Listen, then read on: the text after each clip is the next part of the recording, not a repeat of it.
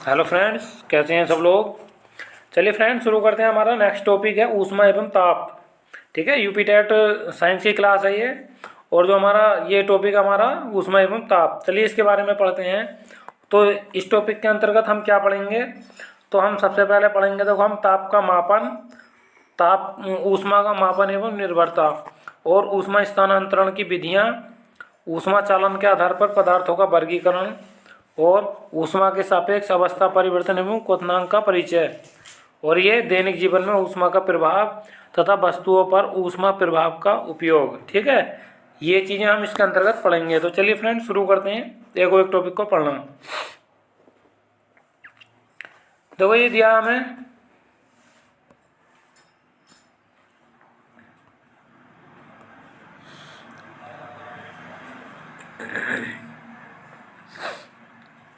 ये सर्दी के दिनों में हम ऊनी कपड़े पहनते हैं और हमें धूप में बैठना अच्छा लगता है, क्योंकि इससे हमें गर्मी मिलती है। इसके विपरीत गर्मी के दिनों में हम सूती कपड़े पहनते हैं, हमें छाँव में बैठना अच्छा लगता है।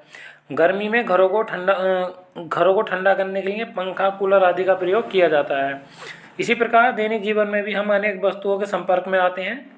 उनमें से कुछ वस्तुएं ठंडी ठंडी मतलब बर्फ़, आइसक्रीम आदि। कुछ वस्तुएं गर्म, जैसे चाय, सूप आदि प्रतीत होती हैं।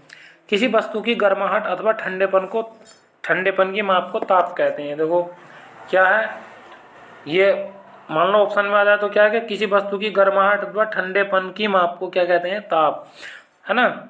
चलो अब ताप का मापन कैसे करते हैं इसके बारे में पढ़ते हैं। तो ताप का मापन, तो वो क्रियाकलाप नहीं पढ़ेंगे बिल्कुल भी, हम केवल डेफिनेशन पढ़ेंगे कि किस तरीके से हम ताप का मापन करेंगे। ठीक है फ्रेंड्स, तो चलिए देखते हैं।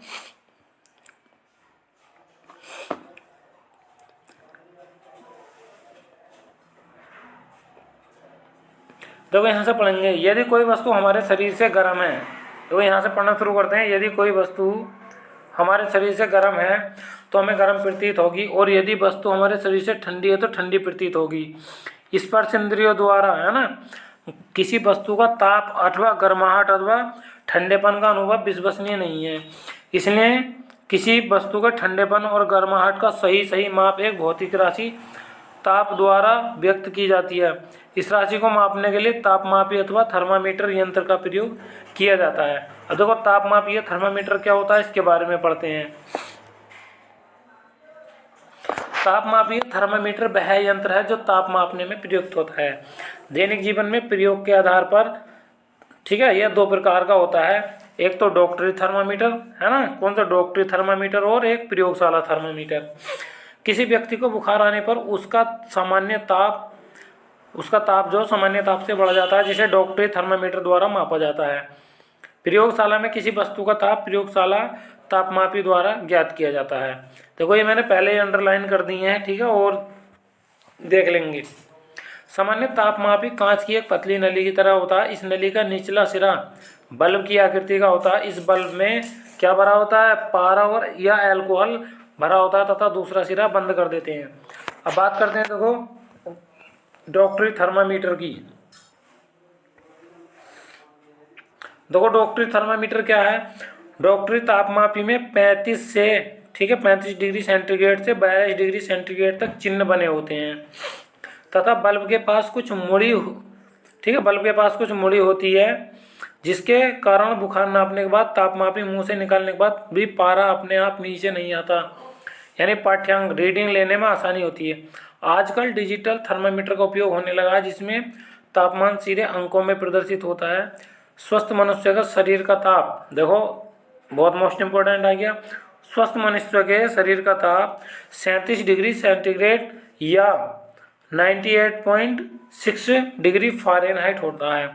तो सेंटीग्रेड में बात करें तो 37 डिग्री, और फ़ारेनहाइट में बात करें तो 98.6 यानी 98.6 फ़ारेनहाइट। देखो डॉक्टरी थर्मामीटर से ताप नापेंगे, ठीक है, तो दो चिन्हों का अंतर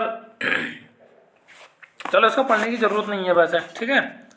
आगे देखते हैं क्या है, किस तरीके से थर्मामीटर, देखो उपयोग करने से पहले थर्मामीटर को अच्छी प्रकार धो लें। धोने के लिए किसी प्रतिरोधी यानी एंटीसेप्टिक घोल का उपयोग करना चाहिए।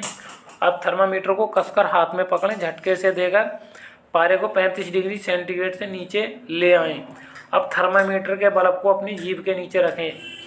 2 मिनट के बाद थर्मामीटर को बाहर निकालें और उसका पाठ्यांक नोट कर लीजिए, यानी रीडिंग। और यही पाठ्यांक जो क्या होगा, हमारे शरीर का तापमान होगा।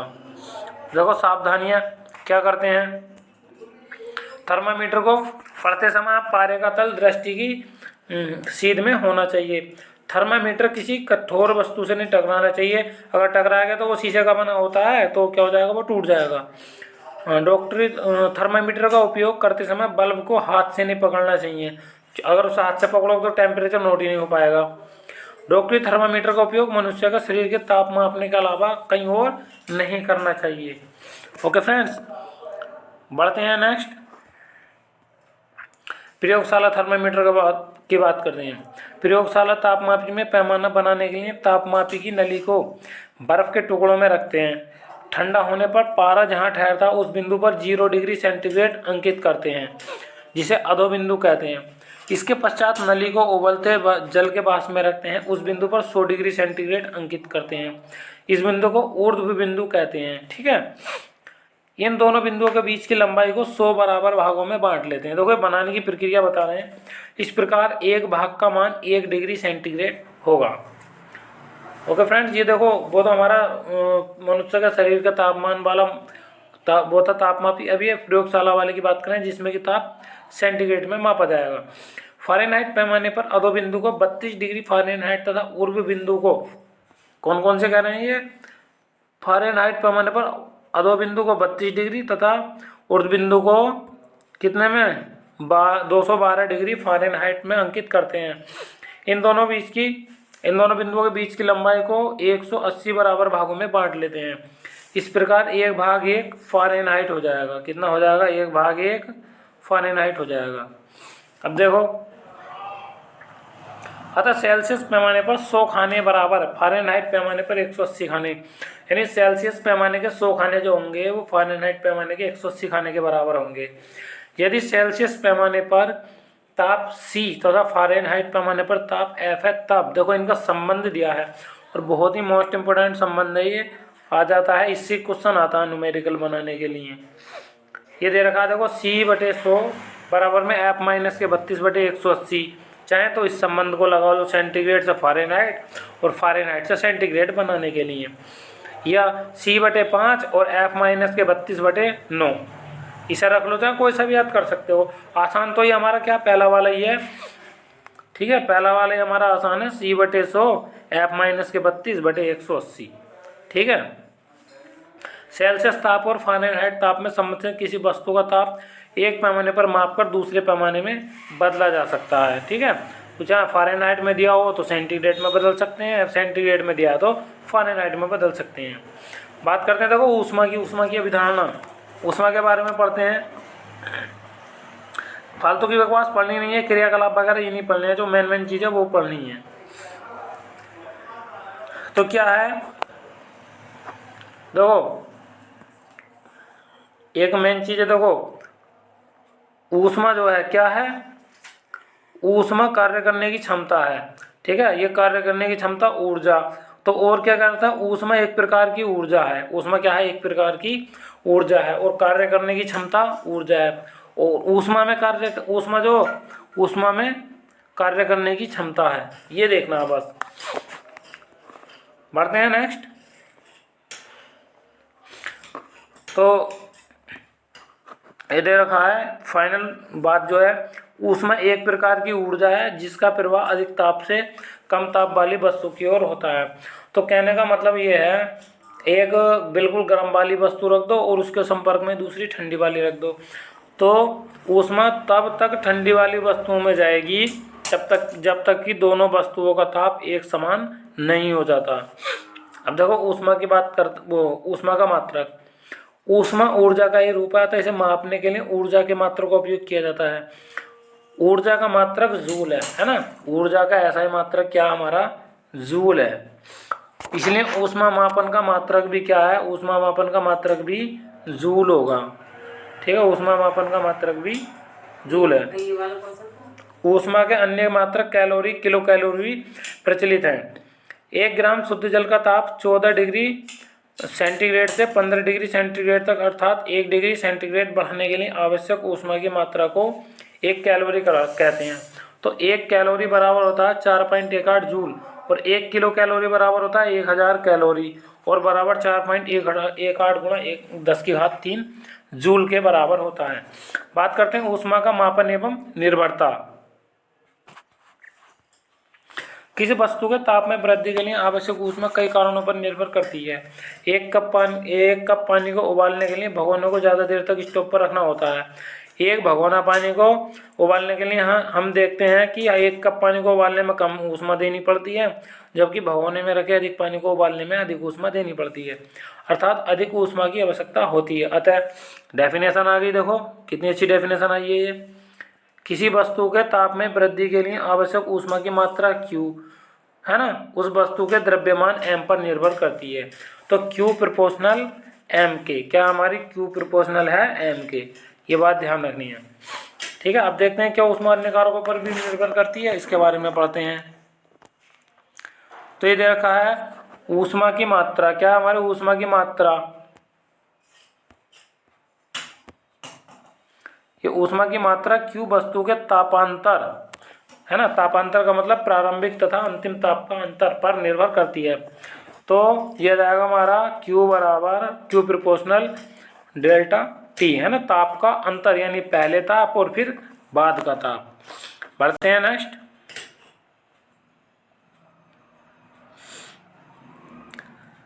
देखो और है कि समान द्रव्यमान, देखो यहाँ से पढ़ेंगे, क्या पढ़ेंगे हम कि देखो ये समान द्रव्यमान की भिन्न भिन्न वस्तुओं को समान समय तक समान परिमाण में ऊष्मा देने पर, गर्म करने पर उनके ताप में वृद्धि अलग अलग होती है ना, कि समान ताप की भिन्न भिन्न वस्तुओं को समान समय तक है ना गर्म करने पर उनके ताप में वृद्धि अलग अलग होती है। इससे स्पष्ट होता है कि किसी पदार्थ के ताप में निश्चित वृद्धि के लिए आवश्यक ऊष्मा की मात्रा उस पदार्थ के द्रव्यमान m, तापांतर डेल्टा T के अलावा एक और कारक पर निर्भर करती है। यह कारक उस पदार्थ की विशिष्ट ऊष्मा है। तो वो कारक क्या है, यह कारक उस पदार्थ की विशिष्ट ऊष्मा है। विशिष्ट ऊष्मा किससे दिखाते हैं, S से, जो पदार्थ की प्रकृति पर निर्भर करती है। ठीक है, तो इसको देखते हैं कि किसी पदार्थ को निश्चित ताप तक गर्म करने के लिए आवश्यक ऊष्मा की मात्रा वस्तु के द्रव्यमान, तापांतर और विशिष्ट ऊष्मा पर निर्भर करती है। अब ऊष्मा स्थानांतरण की विधियां पढ़ते हैं कौन कौन सी होती हैं, है ना। आपने अनुभव किया होगी कि गर्म चाय स्टील के गिलास, खाली गिलास में डालने पर गिलास गर्म हो जाता है। धातु की छड़ के एक सिरे को गर्म करने पर कुछ देर बाद छड़ का दूसरा सिरा भी गर्म हो जाता है। गर्म चाय से भरे गिलास को कुछ देर तक खुला रखने से चाय ठंडी हो जाती है और इस प्रकार आग के सामने कुछ दूरी पर खड़े होने पर शरीर गर्म होने लगता है। तो इन सभी क्रियाओं से स्पष्ट है कि ऊष्मा का स्थानांतरण है ना, ऊष्मा का स्थानांतरण एक वस्तु से दूसरी वस्तु में, एक स्थान से दूसरे स्थान तक तथा वस्तु के एक भाग से दूसरे भाग तक होता है ना। तो क्या ऊष्मा स्थानांतरण की क्रिया ऊष्मा का संचरण कहलाती है। ऊष्मा स्थानांतरण की क्रिया को ऊष्मा का संचरण कहते हैं, है ना। दो वस्तुओं के बीच ऊष्मा का संचरण तापांतर के कारण होता है। तो दो वस्तुओं के बीच ऊष्मा का संचरण तापांतर के कारण होता है ना।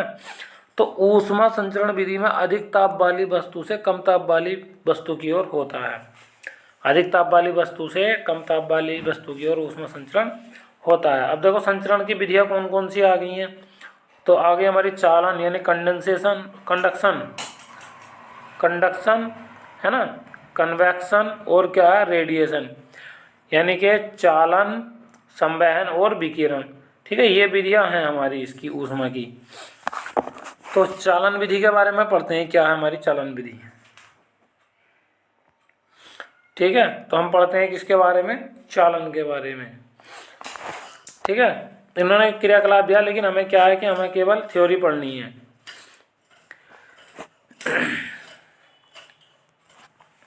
कि ऊष्मा अधिक ताप से कम ताप वाले सिरे तक पहुंच जाती है और कुछ समय बाद देखो चम्मच इन्होंने डुबोई थी, है ना, कहने का मतलब ये, देखो इन्होंने तो ये क्रियाकलाप करके दिखाया, मैं आपको एक और दूसरा क्रियाकलाप बताता हूँ कि आप एक चम्मच लीजिए, इन्होंने चम्मच ली है तो आप भी चम्मच ही लीजिए, है ना। तो एक हमने क्या ली, एक चम्मच ली, चम्मच को क्या करा, जो हमारा गैस हो कुछ भी हो, है ना, जो गैस हो, गैस पे जो उस पे जलते हुए पे लगाइए हाथ से पकड़कर। जब हाथ से पकड़ कर लगाओगे तो कुछ देर में पता चलेगा कि चम्मच भी क्या हो जाती है, गर्म हो जाती है, ठीक है। तो मान लो एक सिरा तुमने आग की तरफ रखा और दूसरा जो अपने हाथ में पकड़ रखा है, तो धीरे धीरे उसका दूसरा सिरा भी क्या हो जाता है, गर्म हो जाता है। तो ऊष्मा, है ना, ऊष्मा के अधिक ताप से कम ताप के सिरे तक पहुंचना क्या कहलाता है, जो ऊष्मा संचरण की चालन विधि कहलाती है। ओके फ्रेंड, समझ में आया। अब आगे बढ़ते हैं। आया संवहन, तो एक और है, ये थोड़ा सा छोटी सी लाइन है। ठोस पदार्थों में, ठीक है, किसमें, ठोस पदार्थों में ऊष्मा का संचरण चालन विधि से होता है। ठोस पदार्थों में ऊष्मा का संचरण चालन विधि से होता है, ध्यान रखना है, आ सकता है। संवहन, ठीक है, द्रवों तथा गैसों में ऊष्मा का स्थानांतरण चालन विधि द्वारा संभव नहीं है। किस द्वारा होगा, संवहन विधि द्वारा होगा, चालन विधि द्वारा बिल्कुल नहीं है। तो फ्रेंड्स आगे पढ़ते हैं इसके बारे में।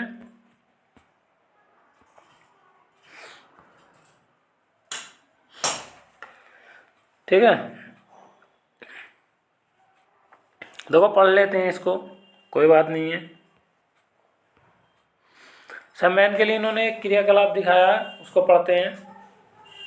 तो कांच का एक फ्लास्क लिया है, इसका आधे भाग तक पानी भरा, ठीक है।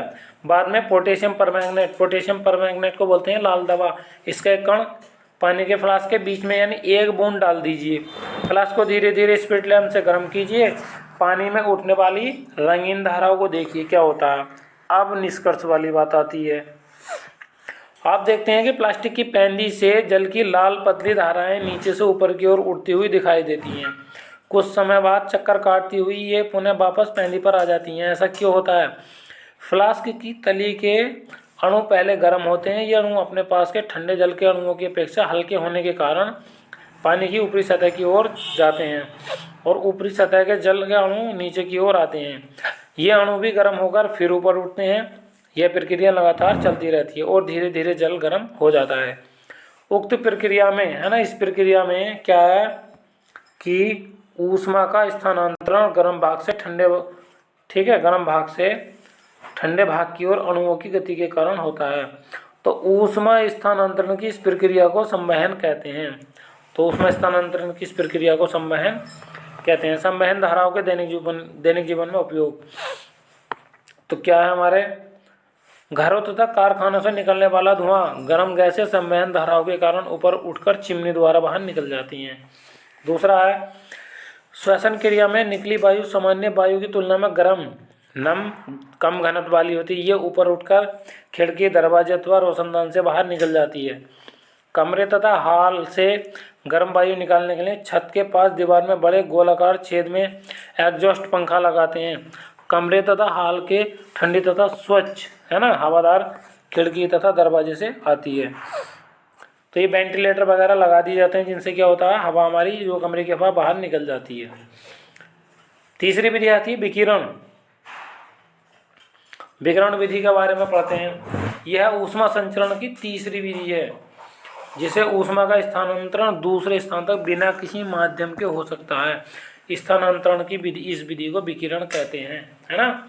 ऊष्मा स्थानांतरण की वह विधि जिसमें बिना किसी माध्यम के ऊष्मा का स्थानांतरण हो सकता है, तो वो क्या कहलाएगी,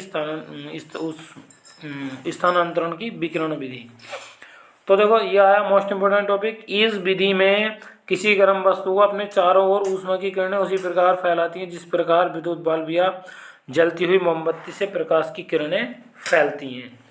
ये ध्यान रखना है बस। आगे चलते हैं।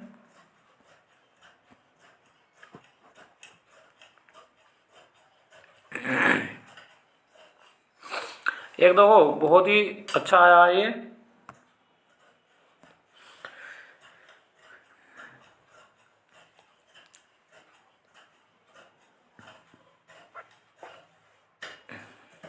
इसके बारे में देखो, इस विधि में ऊष्मा स्थानांतरण के लिए दो वस्तुओं के बीच किसी माध्यम की आवश्यकता नहीं होती। विकिरण की क्रिया निर्वात में भी हो सकती है, बस ये ध्यान रखना, विकिरण की क्रिया निर्वात में भी हो सकती है, बाकी ऊपर वाली दो निर्वात में नहीं हो सकती। निर्वात का मतलब है ना पे न जल हो, ना वायु हो, ना कुछ भी ना हो, बिल्कुल वो निर्वात कहलाता है। और सूर्य और पृथ्वी के बीच बहुत बड़ा निर्वात है, सूर्य की ऊष्मीय ऊर्जा निर्वात से होती हुई पृथ्वी तक पहुंचती है। बढ़ते हैं नेक्स्ट, दैनिक जीवन में विकिरण का उपयोग। जाड़ के दिनों में आग अथवा विद्युत हीटर के सामने बैठने पर गर्म महसूस होता है, अथवा विद्युत हीटर की ऊष्मीय ऊर्जा विकिरण द्वारा बिना स्थान को गर्म किए सीधे हमारे पास पहुंचती है। ऊष्मा के सुचालक तथा कुचालक के बारे में बात करेंगे। लोहे या स्टील की छड़ के एक सिरे को गर्म करने पर दूसरा सिरा चालन विधि द्वारा गर्म होता है, जबकि सूखी लकड़ी के डंडे से एक सिरे को गर्म करें तो दूसरा सिरा छूने पर गर्म प्रतीत नहीं होता। स्टील या लोहे में ऊष्मा सुगमतापूर्वक स्थानांतरित होती है, परंतु सूखी लकड़ी में ऐसा नहीं होता। तो जिन पदार्थों से ऊष्मा का संचरण सुगमतापूर्वक होता है उन्हें सुचालक कहते हैं। क्या कहते हैं? उन्हें सुचालक कहते हैं। ठीक है, जैसे लोहा तांबा आदि, ये सब क्या हमारे सुचालक हैं। ठीक है, जिन पदार्थों में, अब इनके बारे में देखते हैं, जिन पदार्थों में ऊष्मा का स्थानांतरण संचरण सुगमता से नहीं होता है ना, जिन पदार्थों में ऊष्मा का संचरण सुगमता से नहीं होता है उन्हें ऊष्मा का कुचालक कहते हैं। जैसे लकड़ी, कांच, कागज, ऊन, पेंसिल। ठीक है, पेंसिल है ये। बढ़ते हैं नेक्स्ट, सुचालक तथा कुचालक पदार्थों के दैनिक जीवन में उपयोग। दैनिक जीवन में सुचालक तथा कुचालक पदार्थों का उपयोग सदैव होता रहता है। जैसे ऊष्मा के अच्छे चालक होने के कारण पीतल तथा एल्युमिनियम के बने बर्तनों का उपयोग खाना पकाने में किया जाता है।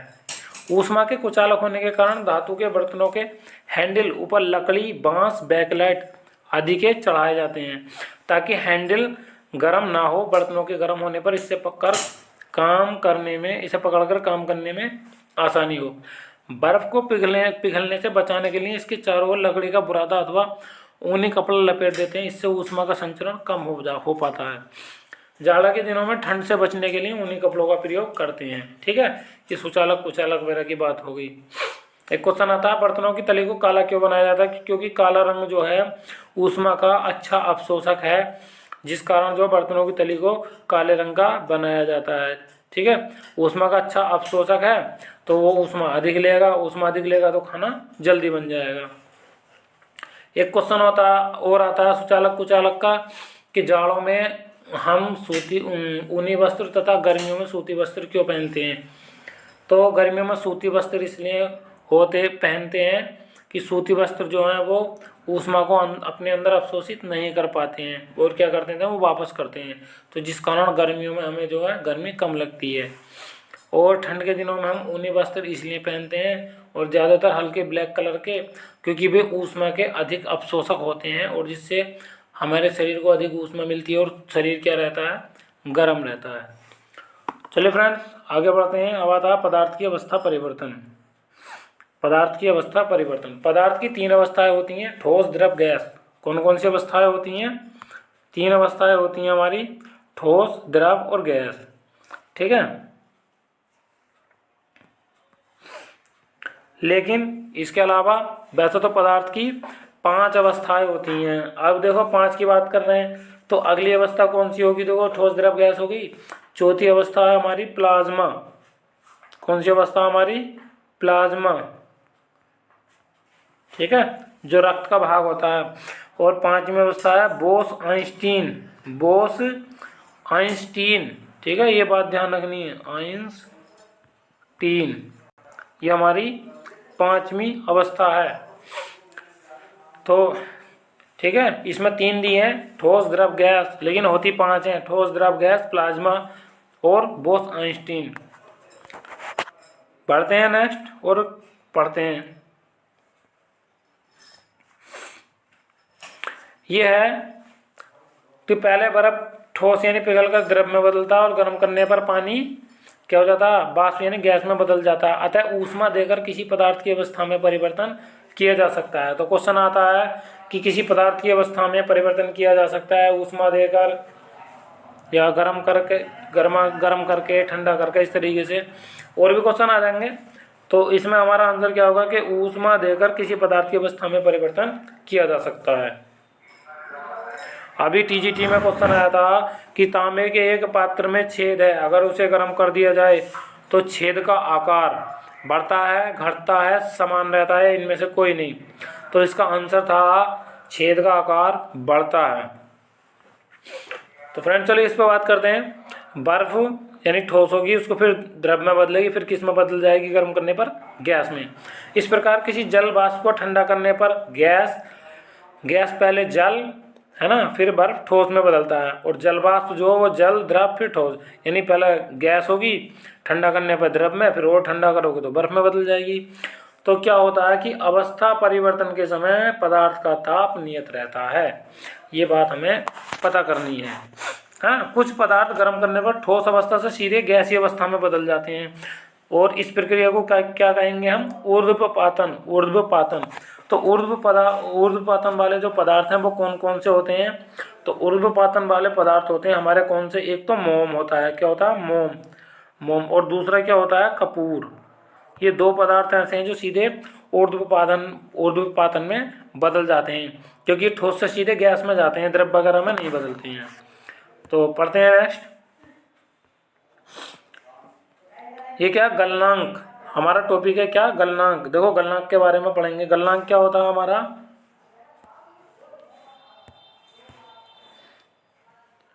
ठीक है, गलनांक। तो गलनांक के बारे में बात करेंगे तो वह निश्चित ताप जिस पर कोई ठोस गर्म करने पर द्रव में बदलता है ना। वह निश्चित ताप जिस पर कोई ठोस गर्म करने पर द्रव में बदलता है उस पदार्थ का गलनांक कहलाता है। तो बर्फ का गलनांक 0 डिग्री सेंटीग्रेड है। अगला क्या हमारा? क्वथनांक। अगला हमारा क्वथनांक। तो क्वथनांक की बात करते हैं। क्वथनांक क्या होता है? तो थोड़ा सा और ऊपर कर लेते हैं। तो क्वथनांक का हमारा वह निश्चित ताप जिस पर कोई द्रव उबलता है और गैसीय अवस्था में बदलता है, वह दिए गए पदार्थ का क्वथनांक कहलाता है। पानी का क्वथनांक 100 डिग्री सेंटीग्रेड है। गलनांक कितना? 0 है ना पानी का, और क्वथनांक कितना है? 100 डिग्री सेंटीग्रेड। अब ऊष्मा का प्रभाव। ऊष्मा का प्रभाव क्या होता है? जब ऊष्मा का किसी पदार्थ को ऊष्मा देने पर सामान्य रूप से निम्नलिखित परिवर्तन होते हैं। पदार्थ के ताप में वृद्धि होती है, पदार्थ की अवस्था में परिवर्तन होता है, पदार्थ में प्रसार होता है। हम किसी पदार्थ को ऊष्मा देने पर पदार्थ के ताप में वृद्धि, पदार्थ की अवस्था में परिवर्तन का अध्ययन करते हैं। अब देखो इनके बारे में पढ़ते हैं। ऊष्मीय प्रसार। ऊष्मीय प्रसार क्या होता है? ठोस द्रव गैस है ना, ठोस द्रव गैस के ताप को बढ़ाने पर आयतन में प्रसार होता है, और इस घटना को ऊष्मीय प्रसार कहते हैं। ठोसों का प्रसार यानी स्टील के गिलास स्टील के दो गिलास जब एक दूसरे में फंस जाते हैं तो उन्हें गर्म करके आसानी से निकाल लेते हैं। बढ़ते हैं नेक्स्ट। देखो ये एक मोस्ट इम्पोर्टेंट सी बात है। धातु के ठोस पदार्थ को गर्म करने पर है ना, धातु के ठोस पदार्थ को गर्म करने पर फैलते हैं तथा ठंडे करने पर सिकुड़ते हैं। गर्म करने पर ठोसों के आकार में वृद्धि को प्रसार कहते हैं। द्रवों में प्रसार। गर्म करने पर द्रवों में भी प्रसार होता है। और पढ़ते हैं नेक्स्ट कुछ मोस्ट इम्पोर्टेंट बातें। क्रियाकलाप मैंने पहले ही मना कर दिया था, वो हमें पढ़ना नहीं है। तो अतः ठोस की भांति द्रव भी गर्म होकर यानी ठोस की भांति द्रव भी गर्म करने पर फैलते हैं तथा ठंडे करने पर सिकुड़ते हैं, अर्थात द्रवों में भी प्रसार होता है। अब गैसों में प्रसार देखते हैं। गैसों में प्रसार की क्या कह रहे हैं ये। अब यह है कि ठोस तथा द्रव की भांति किसकी? ठीक है, ठोस तथा द्रव की भांति गैस में भी गर्म करने पर क्या होता है? प्रसार होता है। गर्म करने पर प्रसार होता है। गर्म करने पर गैसें फैलती हैं तथा ठंडे करने पर सिकुड़ती हैं। अब दैनिक जीवन में ऊष्मा का प्रभाव। तो ये कारण आते हैं, छोटी छोटी क्लासों से लेकर चलते हैं। रेल की पटरियों को जोड़ते समय उनके बीच कुछ जगह छोड़ दी जाती है ताकि गर्म होने पर फैलने पर पटरियाँ टेढ़ी ना हो जाएं। दो खंभों के बीच तार को ढीला बांधा जाता है ताकि सर्दी में तार के सिकुड़ने पर खंभे टेढ़े ना हो जाएं। दो फंसे हुए गिलासों को निकालने के लिए इनको गर्म करते हैं ताकि गर्म होने पर गिलास में प्रसार हो और वे आसानी से निकल जाएं, है ना। रेल की पटरियों को अगर थोड़ी जगह नहीं छोड़ेंगे तो उनके उसमें प्रसार के कारण रेल की पटरियाँ आपस में भिड़ जाएंगी और भिड़ती भिड़ती जो इतनी हो जाएंगी कि पटरियाँ टेढ़ी हो जाएंगी। इस कारण और टेढ़ी हो जाएंगी तो दुर्घटना हो सकती है, जिस कारण जो उनके बीच में थोड़ा स्थान छोड़ दिया जाता है। आप लोगों ने देखा होगा कि गर्मियों में जो बिजली के खंभों के तार होते हैं गर्मियों में ढीले हो जाते हैं और जाड़ों में टाइट हो जाते हैं, तो इसलिए उनको थोड़ा जो है गर्मी के मौसम में ढीला बांधा जाता है। अगर जाड़ों के मौसम में भी थोड़ा सा ढीला बांधा जाता है ताकि वह धीरे धीरे सिकुड़ कर टाइट हो जाए, और गर्मी के मौसम में भी थोड़ा सा टाइट बांधते हैं ताकि वो ढीले ढीले हो जाएं गर्मी से, फिर बाद में क्या हो जाए ठंड के समय टाइट हो जाएं। अब देखो चैप्टर ख़त्म हो चुका है, इसको बात करते हैं इसके जो मोस्ट इम्पोर्टेंट टॉपिक पॉइंट हैं इनको पढ़ लेते हैं।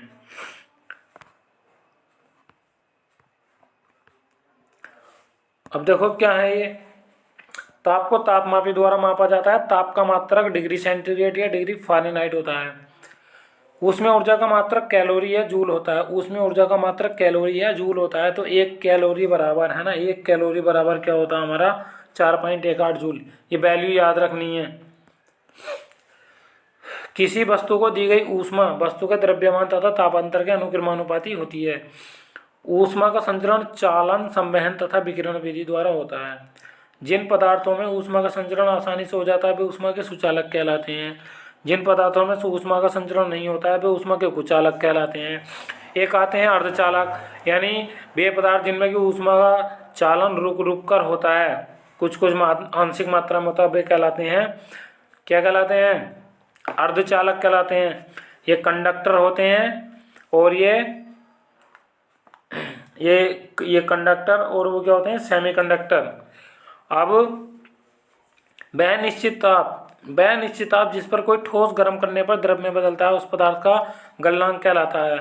और वह निश्चित ताप जिस पर कोई द्रव गर्म करने पर उबलता है वह द्रव का क्वथनांक कहलाता है।